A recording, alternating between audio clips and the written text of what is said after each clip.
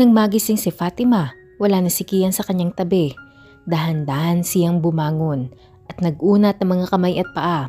Maayos na rin ang kanyang pakiramdam kaya bumaba na siya ng kama at sinuot ang kanyang sapin sa paa. Bumaba siya ng hagdan at tinungo ang kusina. Ngunit tanging nakatakip lang na pagkain ang naroon. Lumabas siya ng pinto at kinusot-kusot ang kanyang mata. "Good morning, mahal." Nakangiting bati ni Kian, nakararating lang mula sa pagja-jogging. Pinasadahan niya ng tingin ang perfect well-toned body nito. "Bakit?"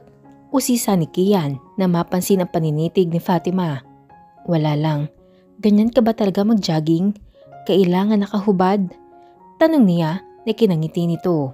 Lumapit siya kay Fatima at hinalikan ito sa labi. "Ano naman? Tayo lang naman na nandito. Saka umikot lang ako sa farm." Pagdadahilan niya at hinilan niya ito papasok sa loob ng bahay. "Bakit bumaba ka na? Nagugutom ka na ba?" Tanong niya na ikinatango nito. Nagpunta sila sa dining table at sabay silang kumain. "Kumusta ng pakiramdam mo? Okay ka na ba? Masakit pa bang sugat mo? Kailangan natin bumalik sa doktor after 7 days para masiguro ang paggaling mo." Paalala niya na ikinatango ni Fatima. "Kian, napapansin ko na hindi ka na pumapasok sa opisina mo. Palagi mo lang akong inaalagaan. Nagkaproblema ka ba?" Inalalayan niya itong tumayo at nagtungo sila sa itaas dahil may ibang magliligpit ng pinagkainan nila. "Bumaba na ako sa posisyon ko bilang gobernador." Sagot ni Kian na kinatigil ni Fatima sa paghakbang sa hagdan kaya nilingon siya nito. "Ano? Bakit? Dahil ba sa akin?" Sunod-sunod na tanong niya dito. Napasingap si Kian at muli siyang hinila paakyat sa hagdan at papasok sa kanilang kwarto. "Kian, sabihin mo kung bakit." Pangungulit ni Fatima sa kanya. Naupo silang dalawa sa gilid ng kama. "Dahil hindi ako nararapat sa ganoong tungkulin, Fatima. Hindi ako katulad ni Dad. Hindi ako masaya sa ginagawa ko. Sa politika, marami kang makakabanggang tao. Malaki ang expectation nila sa namumuno. Hindi ko kayang gawin yun ng ilang taon pa. Ang gusto kong gawin ngayon ay manatili sa tabi mo. Maalagaan kita. Sabay nating palaguin ang negosyo ni Dad. Ang makasama ka habang buhay para sa akin ay sapat na, Fatima." Pagtatapat niya dito. Wala rin namang dahilan para ilihim niya ito dahil kahit ang kanyang ama ay sang-ayon sa naging pasya niya. "Yun din ang gusto ko pero paano si Papa?" Nag-aalalang tanong ni Fatima sa kanya. "Don't worry about him. He's okay with my decision. Sabi niya kung ano sa tingin ko ang nararapat so supportahan niya magiging desisyon ko." Napangiti si Fatima at kinabig siya ni Kian at isinandal sa kanyang dibdib. "Maayos din ang lahat. Mabuti pa ay maligo na tayong dalawa dahil may bisita tayo." Napaangat siya ng tingin at sinalubong ni Kian nang titig ang mapungay niya mga mata. "Sinong bisita?" Tanong niya dito. "Yung mga makukulit mong kaibigan." Sagot nito sabay halik sa kanyang labi. Hinilas siya nito papasok sa banyo at isa-isang naglaglagan ang saplot nila sa sahig. Pinuksan ni Kian ang poset at tinimpla maligamgam na tubig. Tumapat silang dalawa sa ilalim ng shower at tinanggal niya ang band-aid na nakadikit sa sugat nito. "Masakit pa ba?" Umiling si Fatima. "Hindi na gaano." Hinalikan niya ang balikat nito at kumuha na rin siya ng sabon sa katawan. Siya na nagsabon sa katawan ni Fatima habang sinusuyod ng tingin ang kanyang katawan. Kapwa sila sabik na sabik sa isa't isa. Pagod at hinga sila nang nakatapos. Pagkatapos nila maligo, lumabas na sila at nagbihis ng damit. Maya-maya pa dinig na niya ang pagdating ng mga sasakyan. Lumabas sila upang salubungin ang kanyang mga kaibigan. Nakita din nila ang pagdating ng kotse ng kanilang mga magulang kaya inantay din nilang makababa ito. "Beshi!" Salubong sa kanya nila Kiray at May. May dala pa silang isang basket ng prutas. "Mabuti naman dinalaw niyo ako ulit." Inabot ni Kian ang bitbit na pasalubong ng dalawa. "Alangan naman na hindi ka namin dalawin. Miss na miss ka na namin. Saka ang dami mong na-miss sa school kaya tuturuan ka din namin." Payag ni Kiray. Hindi pa siya pwedeng mapagod ng gusto kaya sa kanya na siya turuan. "Aw, pinagod mo nga ako kanina." Mahinang bulong ni Fatima sa kanya kaya hindi natuloy ang sasabihin nito. "Ganun ba? O sige, sa ibang araw na lang." Nakangising saad ni Kiray. Bumaba ang kanyang ina at ama at sinalubong niya ito ng yakap. "Mabuti naman at nandito ang mga kaibigan mo.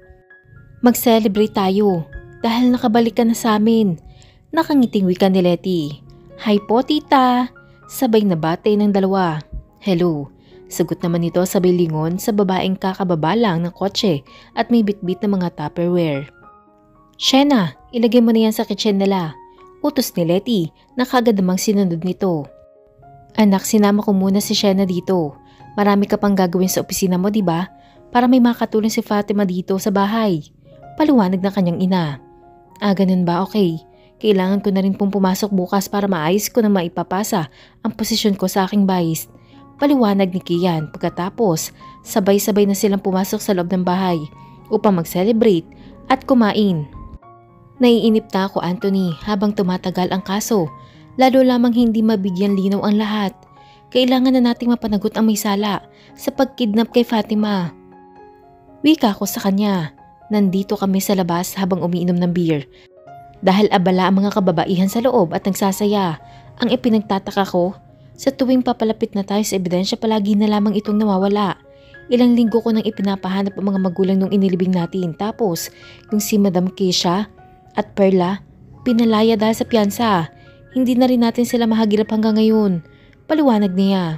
Yun na nga may taong tumutulong kay Charisma para magawa niya ito. Kahit nakakulong na siya. Isa pang problema si Mayor De Villa. Kinukumbinsi niya na iatras ng demanda laban sa kanyang anak. Mabuti na lamang ayaw pumayag ni Daddy. Dahil kapag nagkataon na sumang-ayon siya, panigurado akong malalagay muli ang buhay ni Fatima sa panganib.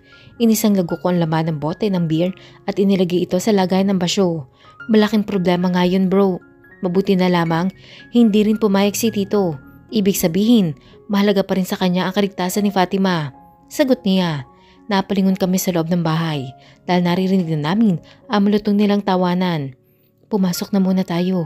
Baka makahalata si Fatima na may pinag-uusapan tayong mahalaga. Sa ngayon ayoko muna siyang ma-involve dahil alam ko ang trauma na pinagdaanan niya sa kamay ni Charisma. Wika ko sa kanya. Sabay kaming pumasok sa loob ng bahay at tumigil si Kire at May sa pagsasayaw. Naupo ako sa tabi ni Fatima at sa kabila naman si Anthony. Nang matapos ang lunch, nag-uwian na rin sila.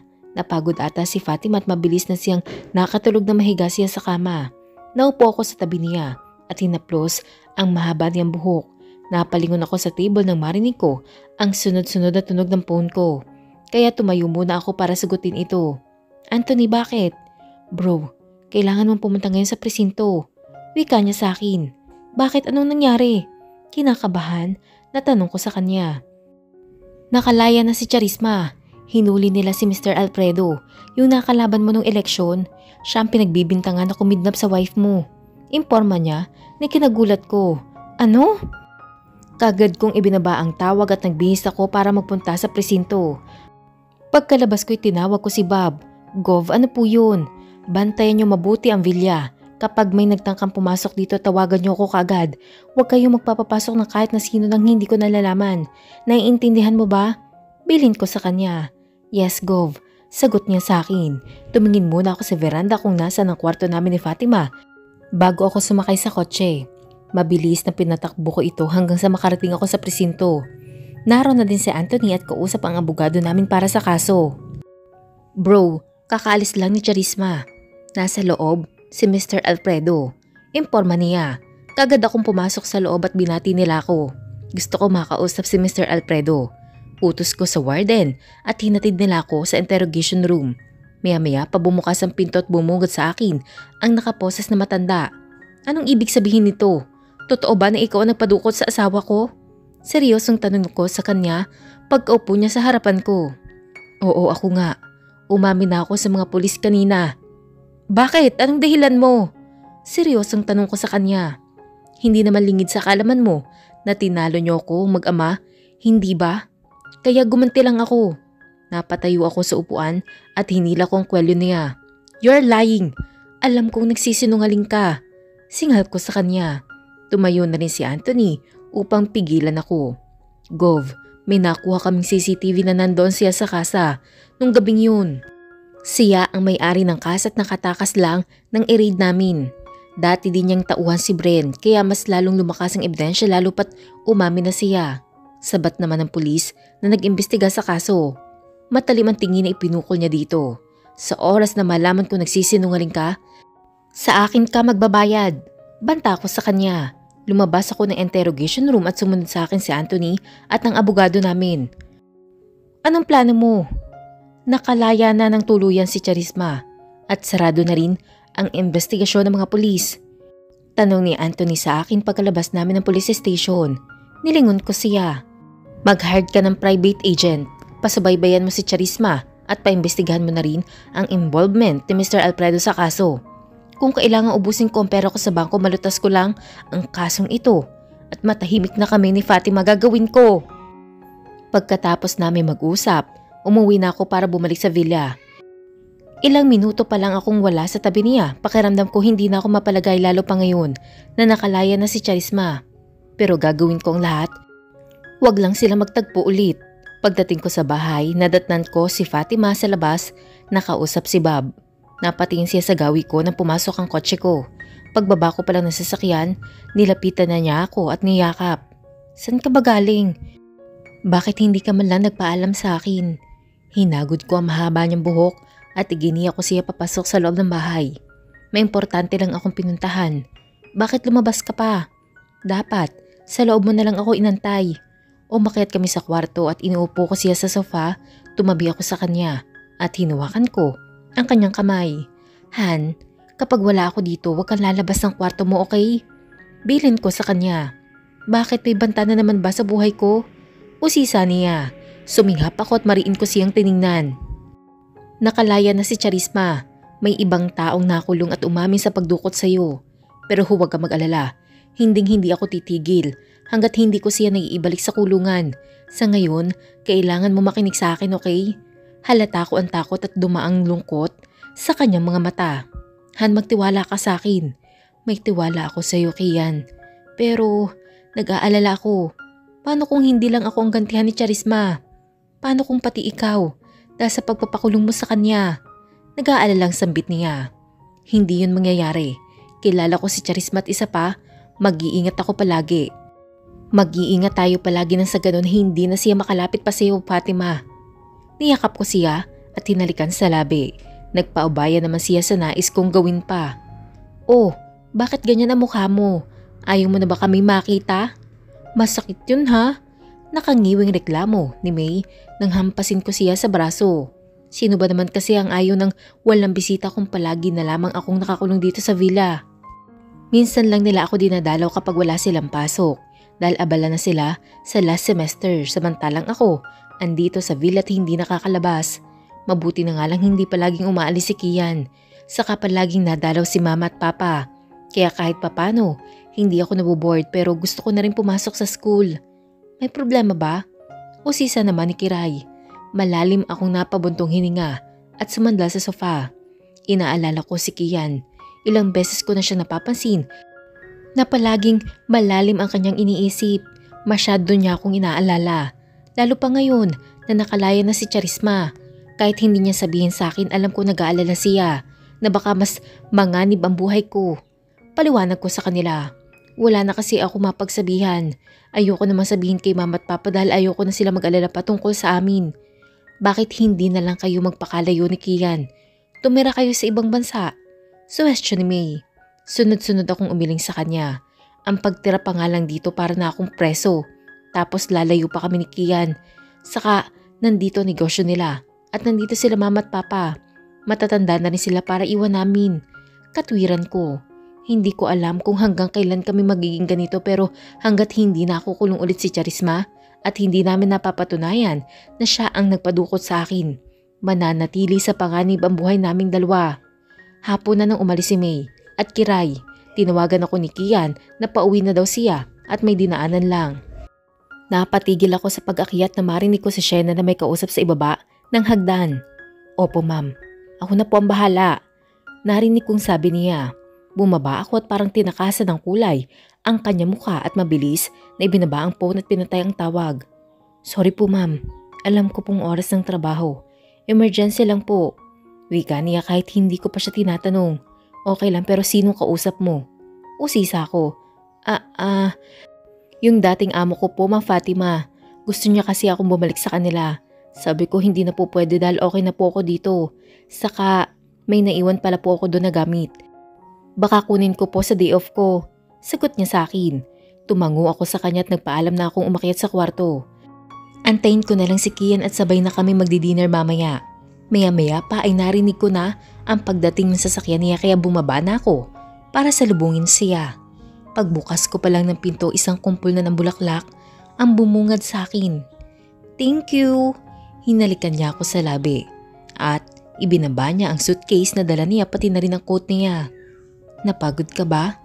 Hinapit niya ang baywang ko kaya inikot ko ang dalawang kamay ko sa kanyang leeg. Makita lang kita na wala na ang pagod ko. Nakangiting sambit niya at hinalikan ang tungki ng ilong ko. Bulero ka. Kumain na tayo. Nakaluto na si Shena. Aya ko sa kanya sa dining table. Malaking tulong na iniwan si Shena dito ni Mama. At may katuwang na ako sa gawaing bahay. Siya kasi ang naglilinis at nagluluto. May ibang tao naman na naglalaba para sa amin. Kumusta ang kwentuhan niyo ni May at Kiray? Tanong niya sa akin. Habang kumakain kami sa dining table at pinagsisilbihan ni Shena. Okay lang, sinabi ko sa kanila yung tungkol sa pagkakalayan ni Charisma.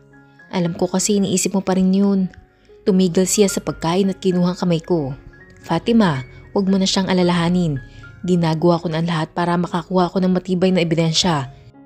Nang sa ganun, kapag nakaharap natin siya sa korte at kapag nasabi mo ang lahat na nangyari, masisiguro natin na matatalo natin siya. Paliwanag niya sa akin. Alam ko naman yun pero naaawa na kasi ako sa'yo. Ikaw lang ang sumasalo ng lahat. Kinailangan mo pa magbitaw sa pagiging governor mo para lang matutukan ang kaso. Nagbitaw ako dahil hindi ko naman gusto ang trabaho na yun. Mas pipiliin ko pang palaguin ang winery business ng family natin kaysa maglingkod sa bayan, lalo na ngayon. Maraming nalapit sa akin ng mga taong gustong humingi ng pabor. Marami na akong tinanggihan. Dahil ayoko magpagamit sa kanila kaya kapag nanatili ako doon, manganganib din ang posisyon ko pati ang buhay ko. Dagdag pa niya. Malalim ako napabuntong hininga. Akala ko dahil lang sa akin. Kaya siya umalis sa tungkulin niya. May iba pa pala siyang rason. Hindi na ako nagsalita pa pagkatapos namin kumain. Umakyat na kami sa kwarto. Naupo kami sa sofa habang humihigop ng tsaa na hatid din siya na. Huwag mo nang isipin si Charisma. Malapit na kami sa investigasyon namin. Ang isipin mo na lang yung paggaling mo ng tuluyan. Nang sa ganun makabuo na tayo ng mga anak. Matatapos din natin lahat to, Fatima. Kinabig niya ang ulo ko at sumandal ako sa kanyang dibdib. Bakit hindi mo na lamang ako paturuan na humawak ng baril? Question ko. What? Tumingala ako sa kanya upang makita ang reaksyon niya. Nakakunot na ang noo niya dahil sa sinabi ko. Ayoko kasing palagi mo na lamang akong iniisip. Gusto ko di matutong protektahan ang sarili ko, Kian. Umiiling siya sa akin. You don't have to. Delikado ang humawak ng armas at isa pa, marami naman akong tauhan na iniwan dito. Bukod doon, kahit nawala ako dito, alam ko ang nangyayari dito. Binuksan niya ang laptop niya at nakita ko may pinakita siyang CCTV sa buong villa at pati na rin sa labas nito. Walang mangangahas na pumasok sa loob ng villa. Lalo na dito sa vineyard. Kaya kitang protektahan sa loob at labas ng villa kahit wala ako. Paniniguro niya sa akin. Sumiksik ulit ako sa dibdib niya. Salamat, Kian. Sambit ko. Hinalikan niya ang noo ko. Wala yun kung pwede ko nga lang gantihan si Charisma. Sa kung paano kanya pinahirapan ginawa ko na. Kaya lang, naiisip ko din sila mom at dad. Parang anak na din ang turing nila kay Charisma. At pati na rin kay Mayor na ilang beses nakiusap sa akin. Niatras ang demanda. Alam kong mahirap din ito sa'yo. Sagot ko sa kanya. Pinagsiklop niya ang kamay naming dalawa. Hindi ko siya kailanman mapapatawad, Fatima. At kapag nagtangka siya ulit, sisiguraduhin ko sa'yo na hindi na ako mangingiming patayin siya. Wika niya sa akin. Napatingin ako sa kanya nang sabihin niya yun. Kita ko sa mga mata niyang hindi siya nagbibiro.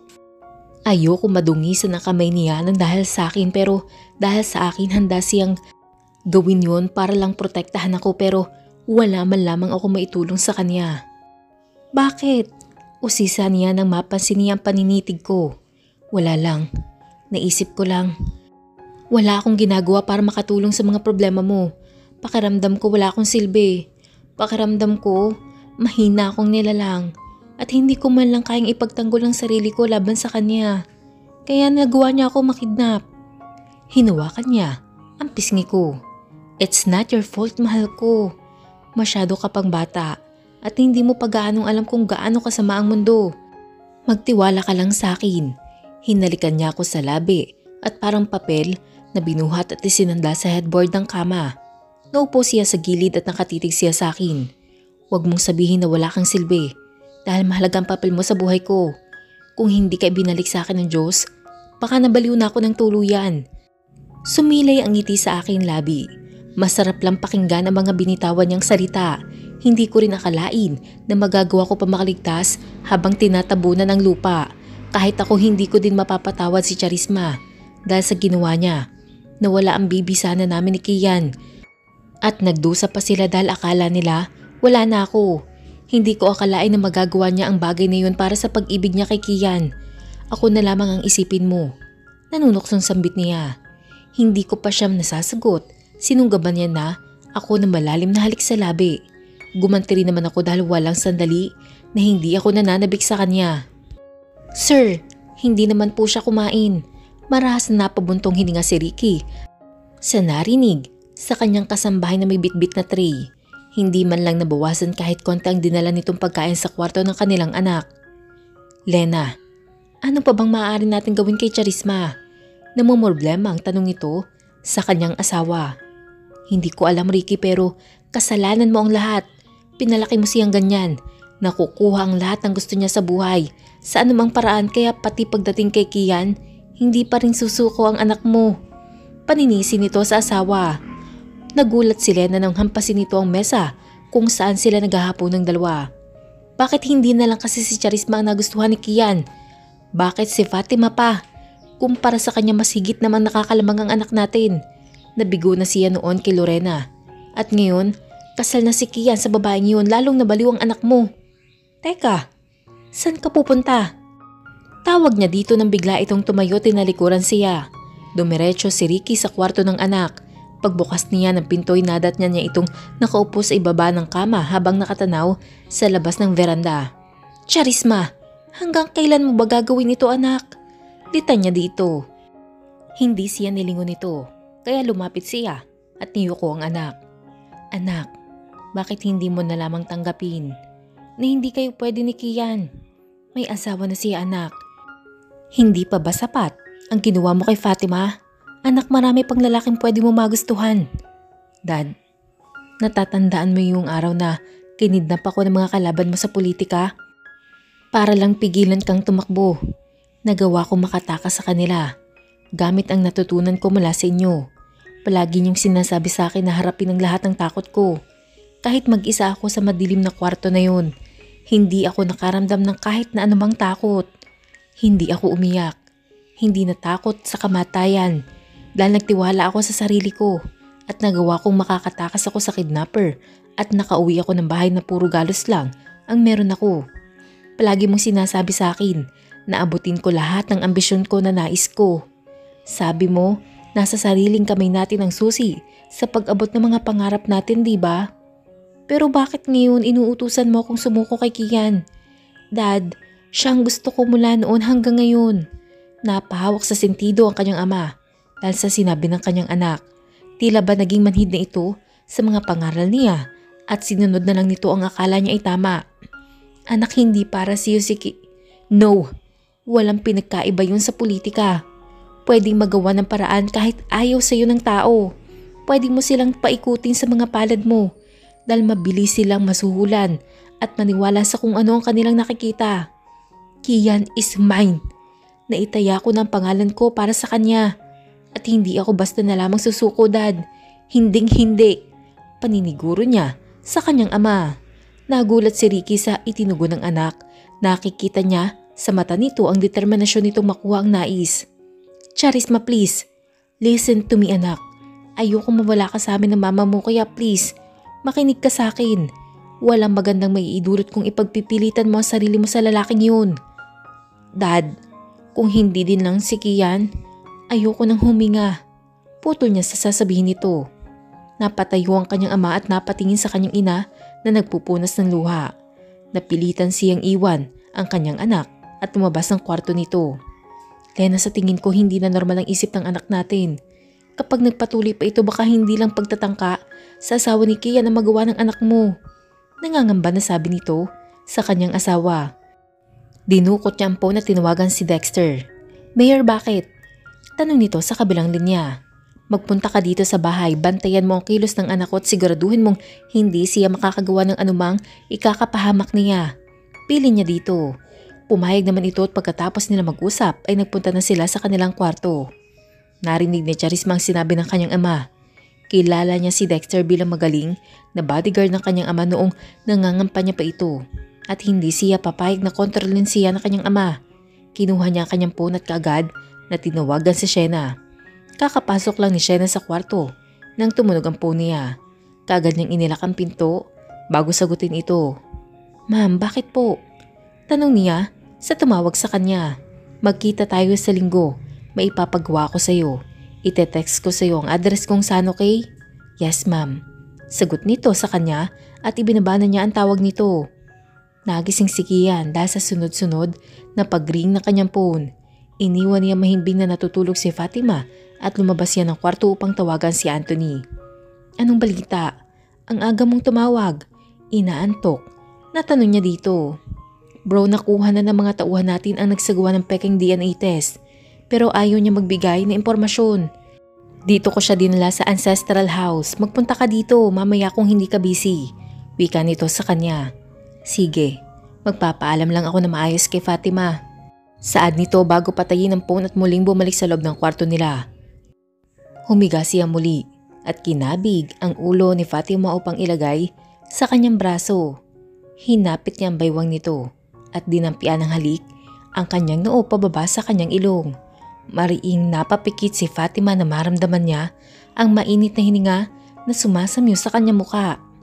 Pagmulat niya nakangiti mukha ni Kian ang bumungad sa kanya. Anong meron? Bakit ganyan ka makangiti? Kunot noo, natanong niya. Wala lang. Masaya lang ako dahil gumising akong may maganda agad na bumungad sa akin. Kinurot niya ang matigas nitong abs kaya napangiwi ito. Bulero ka talaga, sabi mo sa akin dati, pangit ako diba? Yun pa nga palagi mong panunokso sa akin. Nagtatampong sabi ni Fatima sa kanya. Umibabaw sa kanya si Kian at hinawakan ang magkabilang niya kamay at inilagay sa magkabilang gilid niya. Kabaligtaran naman kasi yun. Kaya lang, natutuwa ako kapag inaasar ka, ang cute mo kasing lukuhin. Nakangising sambit nito. Oh, tapos? Bakit may paganyan-ganyan ka na naman? Pero imbis na sagutin siya ay kagad siya nitong hinalikan sa leeg. Kian! Nakikiliting pigil niya dito. Kinagat nito ang kanyang nakalabas na balikat dahil wala pa rin siyang saplot sa katawan. Pagbigyan mo na ako bago ako umalis mamaya. Seryoso niyang tiningnan si Kian dahil sa sinabi nito. Saan ka na naman pupunta? Araw-araw ka nang umaalis ah. Isama mo na kaya ako. Pinakawalan niya ang dalawang kamay nito at humiga siya sa tabi ni Fatima. Kailangan ko makausap yung nagsagawa ng fake na DNA test noon. May kutob akong may iba pang kasabwat si Charisma. Pagtatapat niya, ayaw na kasi niyang maglihim kay Fatima dahil mas nag-aalala ito sa kanya. Ganun ba? Pwede ba akong sumama? Pero Han, please, kahit hindi ko marinig ang usapan niyo. Gusto ko lang umalis kasama ka. Napabuntong hininga si Kian. Okay, sige. Pero hanggang sa kotse ka lang, naintindihan mo? Tumango si Fatima at napangiti dahil sa pagpayag nito. Gov! Bulala sa akin ng lalaking nakatali ang mga kamay at nakabitin sa itaas ng kisame. Siya ba? Ang nagsagawa ng DNA test? Tumango si Anthony sa akin. Gov, pakawalan niyo na ako. Wala akong alam sa binibintang nila. Ginawa ko lang ang trabaho ko. Magkanong itinapa sa bibig mo para hindi ka magsalita? Kaya ba niyang protektahan ng pamilya mo kapag ipinahanap ko sila? Banta ko sa kanya. Gov, patawarin niyo na ako. Wala po talaga akong alam. Napag-utusan lang po ako. Nagmamakaawa niyang sagot. Sino? Sino nag-utos sa'yo? Subukan mo magsinungaling sa akin. Paparutangin ko ang bangkay mo sa ilog. Pananakot ko sa kanya. Kailangan kong gawin ito upang magsalita siya. Dahil kung hindi, wala pa rin kami mapapala sa pag-iimbestiga namin. Hindi ko po siya kilala, Gov, pero sabi niya sa akin kapag daw nagsalita ako, ipapapatay daw ako ng boss niya. Hikbing sagot niya sa akin. Sabihin mo kung sinong kausap mo. Sino ang nagdala sa'yo ng DNA sample? Singhal ko ulit sa kanya. Si Shena po. Nagkatinginan kami ni Anthony dahil sa naging sagot niya. Shena? Sinong Shena? Isang Shena lang ang kilala ko. Yun yung katulong namin kina Mami na ngayon nasa villa na naninilbihan para sa amin ni Fatima. Kinuha ni Anthony ang phone niya. Kaya nagtaka ako. Ito bang babae na ito ang nagbigay sa iyo ng DNA sample? Tanong niya dito. Oo, siya po, Gov. Maawa kayo sa akin. Maliliit pa po ang mga anak ko. Ayoko po silang madamay. Napag-utusan lang po ako ng babaeng yan. Binigyan niya po ako ng malaking halaga para mag-match ang DNA sa bangkay. Pagtatapat niya sa akin. Napalingon kami ni Anthony nang marinig namin ang pagbagsak ng bagay sa likuran namin at nakita ko nakatiwa si Fatima at nakatingin sa amin.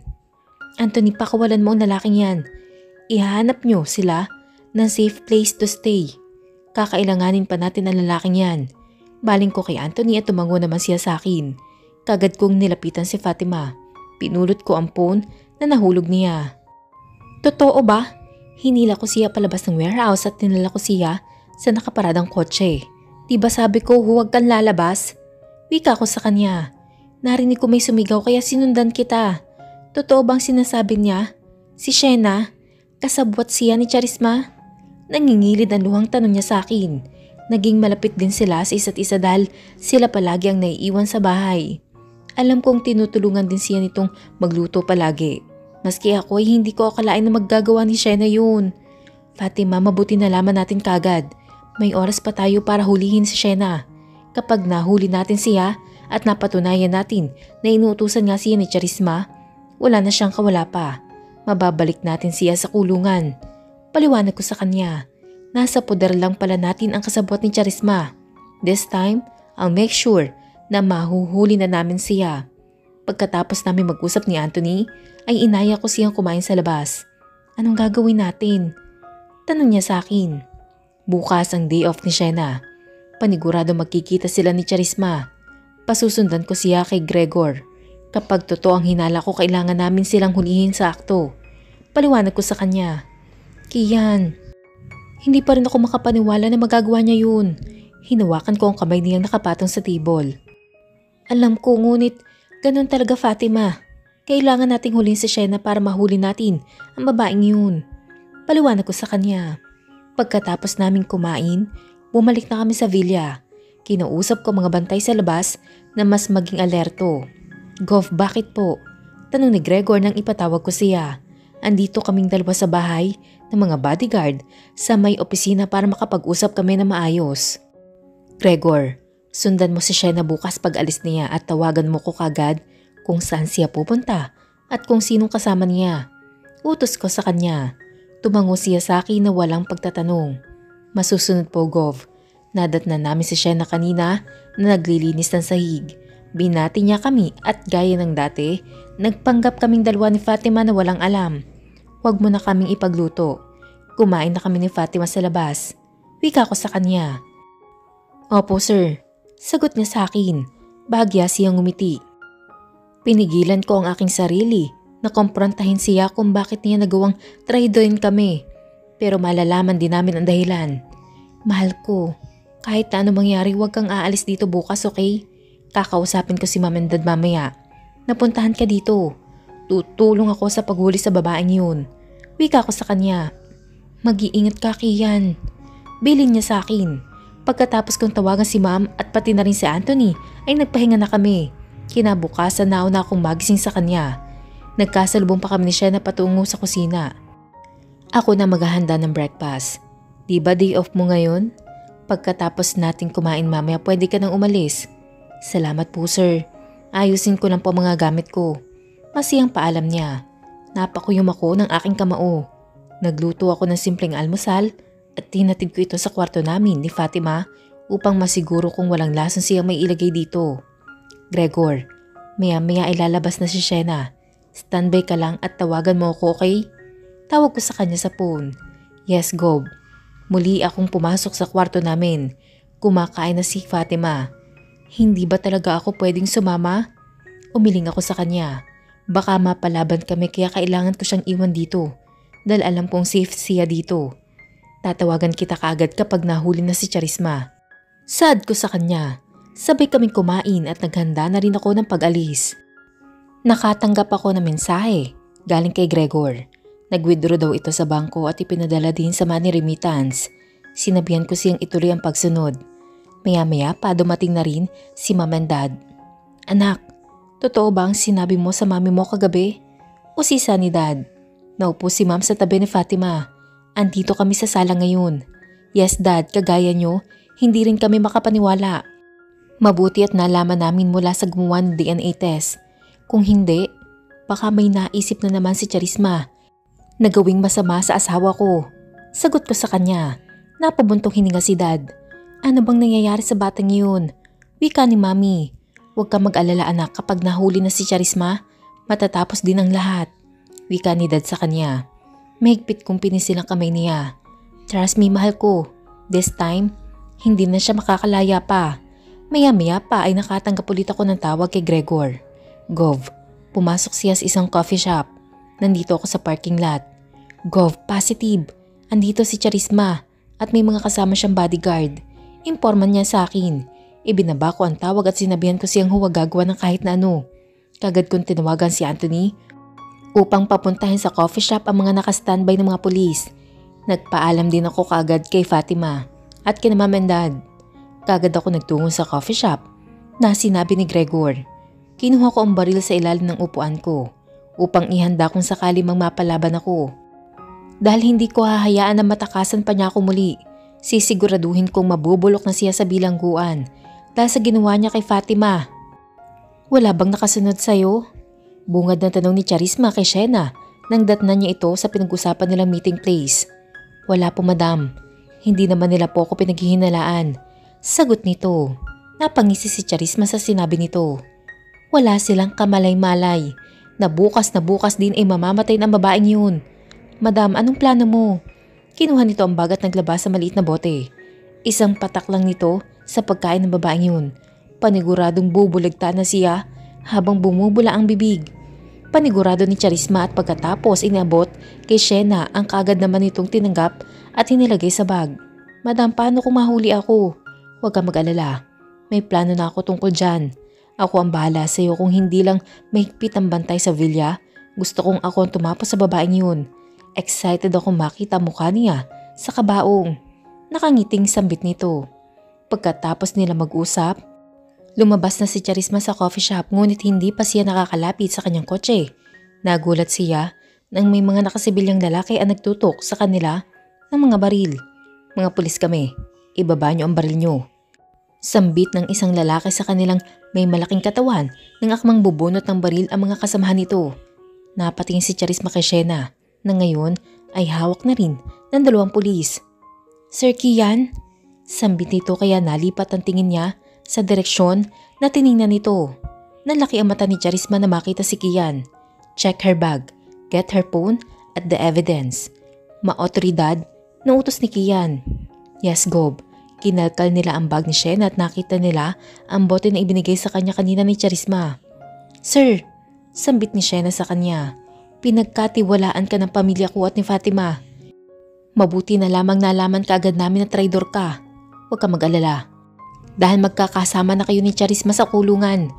Mula sa kanya ay lumipat ang matalim niyang tingin kay Charisma. Kung nagawa mong suhulan ang umamin sa kasalanan mo, hindi mo na yun magagawa pa Charisma. Dahil sisiguraduhin kung hindi ka na makakalaya pa. Wika niya dito. Kasalanan mo ang lahat. Kung ako na lang sana ang minahal mo, hindi magiging impyerno ang buhay ng babaeng yun. Kagad niya itong nilapitan at hinila ang kwelyo. Pasalamat ka. Kahit paano, naging bahagi ka ng buhay namin. Dahil kung ibang tao ka lang, baka ako na mismo ang tumapos sa buhay mo dahil sa ginawa mo sa asawa ko. Gawin mo. Hindi ako natatakot mamatay, Kian. Paghahamon niya dito, suminghap siya ng hangin at binalingan ng mga pulis. Dalhin ang babaeng yan. Susunod kami. Utos ni Kian. Kagad na nagdatingan ng police car at sapilitan na silang isinakay. Kian! Kian! Tawag sa kanya ni Charisma ngunit hindi niya ito nililingon pa. Tara na Gregor. Susunod tayo sa kanila sa presinto. Yes, Gob. Sumakay sila sa kotse at nakabuntot sila sa police car. Nalulan ang dalawa. Kagad na tinawag ni Kian si Fatima. Mahal, kumusta? Nahuli niyo ba si Charisma at Shena? Bungad na tanong nito. Yes, mahal, patungo na kami sa police station. Wala ka nang dapat ipag-alala. Matibay ang hawak naming ebidensya at 2 testigo. Nakangiting sabi ni Kian sa kanya. Napahawak si Fatima sa kanyang dibdib at napahinga ng maluwag sa sinabi nito. Naghahanda kami ni Mama ng dinner. Umuwi ka kagad pagkatapos mo dyan, ha? Pili niya dito. Yes, my love, uuwi kagad ako. Nagulat si Fatima sa sunod-sunod na ingay na narinig niya sa kabilang linya. Kian? Kian, ano nangyayari? Samantala, nabitawan ni Kian ang phone niya nang bigla silang banggain ng malaking truck. Natumba ang kotse nila at tumalsik sa gilid ng kasada. Umalingaw-ngaw ang sunod-sunod na putok ng baril. Gregor, okay ka lang ba? Tanong niya dito ngunit nang silipin niya ang mukha nito ay wala na itong malay. Pinilit ng bumaba ni Kian sa kotse kahit duguan na rin siya dahil nasugatan siya ng mauntog siya sa lakas ng impact ng pagbangga sa kanila ng malaking truck. Kinuha niya ang kanyang baril at sinipa niya ang pinto upang makalabas siya. Pagkababa niya kaagad niyang pinaputukan ang driver ng truck na sigurado siyang kasabwat ni Charisma. Nahulog ito sa kabilang pinto. Kaagad na sumugod si Kian upang tulungan ng mga pulis sa tumambang sa kanila. Bilisan mo, Shena. Gigil na sabi ni Charisma nang tuluyang maubo sa mga pulis na nasa loob ng kotse nila. Kaagad siyang bumaba at kasunod niya si Shena. Ngunit nabaril ito ng mga pulis at bumulagta sa daan. Ma'am Charisma dito. Tawag ni Richard sa kanya. Siya ang inutusan nito na mag-abang kung sakaling may mangyaring hindi inaasahan. Tamang-tama ang pagdating mo. Nakangising sabi ni Charisma sabay sakay sa kotse nito. Charisma! Sigaw ni Kian na makita niya itong papatakas. Huwag niyo siyang papatakasin. Utos niya sa mga natitirang pulis na nagtago. Kagad siyang sumugod upang pigilan ang pag-alis ng kotse nito. Ma'am, si Gov! Wika ni Richard na makita niyang sumakay ito sa police car at hinabol na sila. Barilin niyo! Utos ni Charisma sa kanya.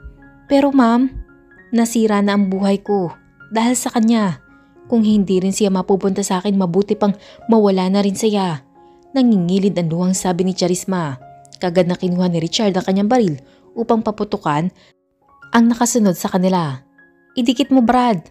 Utos niya sa nagdadrive ng kotse. Bahagya ito nagmenor at nang makalapit si Kian ay kagad niya itong pinaputukan. Napayuko si Kian upang hindi siya matamaan ng bala. Parehong mabilis ang takbo ng 2 sasakyan. Gumanti siya ng putok ng baril at tinamaan niya ito sa balikat. Shit! Mura ni Richard nang maramdaman ang sakit ng kanyang braso. Bilisan mo na ang pagpapatakbo. Baka bahabol pa tayo. Tarantang utos ni Charisma na makita may mga police car na humahabol sa kanila. Kumuha ng isa pang baril si Richard at itinutok sa likuran. Lagot ka ngayon. Nakangising sambit nito. Huli na para makailag si Kian dahil tinamaan na siya ng bala sa dibdib at balikat nang tadta rin siya nito ng bala. Nagpagewang-gewang ang kotse hanggang tuluyan itong sumalpok sa tindahan ng hardware. Napalingon si Charisma sa nakita niya. Nakagat niya ang kanyang ibabang labi upang pigilan ang kanyang emosyon. Bilisan niyo! Bago tayo mahabol ng mga pulis! Utos ni Charisma sa kanila. Kasalanan ito ng babaeng yun. Pagbabayarin ko siya sa lahat ng kasalanan niya sa akin. Bulong ni Charisma sa sarili. Samantala, hindi pa rin mapalagay si Fatima habang inaantay ang tawag ni Kian sa kanya. Tuluyan kasing naputol ang tawag nito kanina. Anak, kumalma ka lang. Saway ng kanyang mama dahil naiiyak na siya sa pag-aalala. Ma, malakas ang kutob ko. May nangyari sa kanya. Nangingilid ang luhang sambit niya. Mahigpit niyang hinawakan ng phone niya, umaasa na tatawagan siya ulit nito. Hanggang sa tumunog ang phone ni Lucio. Kinuha niya ito at sinagot. Ito nga. Wika nito sa kabilang linya. Napatingin ito kay Fatima at kay Letty. Pa, sige, papunta na kami dyan. Wika nito bago patayin ang tawag. Bakit daw? Tanong ni Letty sa asawa. Si Kian. Nabaril siya at naaksidente. Muli po, sabay-sabay po nating abangan ang susunod na kabanata. Maraming salamat po.